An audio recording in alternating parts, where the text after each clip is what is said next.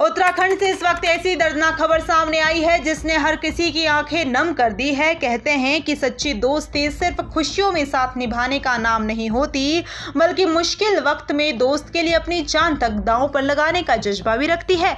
लेकिन कभी कभी यही जज्बा ऐसी दुखद कहानी बन जाता है जिसे सुनकर दिल कांप उठता है।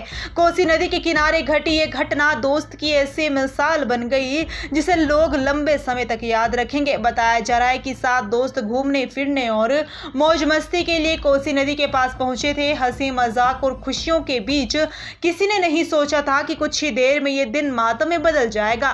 देवस्थल मंदिर के पास पहुंचने के बाद सोनू कनवाल नदी में नहाने उतर गया। शुरुआत में सब कुछ सामान्य लग रहा था, लेकिन अचानक उसका संतुलन बिगड़ गया और वह गहरे पानी की ओर बहने लगा।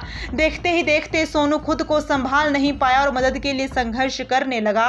अपने दोस्त को मौत से जूझता देख धीरज गढ़िया एक पल के लिए भी नहीं रुका। उसने अपनी जान की परवाह किए बिना तुरंत नदी में छलांग लगा दी। धीरज की बस एक ही कोशिश थी कि किसी तरह अपने दोस्त को सुरक्षित बाहर निकाल ले, लेकिन कुदरत को शायद कुछ और ही मंजूर था। नदी का तेज बहाव और गहराई दोनों दोस्तों पर भारी पड़ गए। बचाने निकला धीरज भी पानी में फंस गया और देखते ही देखते दोनों दोस्त नदी की लहरों में समा गए।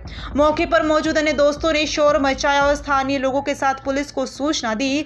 बचाव की कोशिशें शुरू हुई, लेकिन तब तक बहुत देर हो चुकी थी। जब दोनों को बाहर निकाला गया तब तक उनकी जिंदगी की डोर टूट चुकी थी। इस खबर के बाद पूरे इलाके में शोक की लहर दौड़ गई। परिवार का रो रो कर बुरा हाल है, वहीं साथ गए दोस्त भी सदमे से बाहर नहीं निकल पा रहे हैं। लोग बताते हैं कि धीरज और सोनू की दोस्ती बेहद गहरी थी। दोनों हर सुख दुख में एक दूसरे के साथ खड़े रहते थे।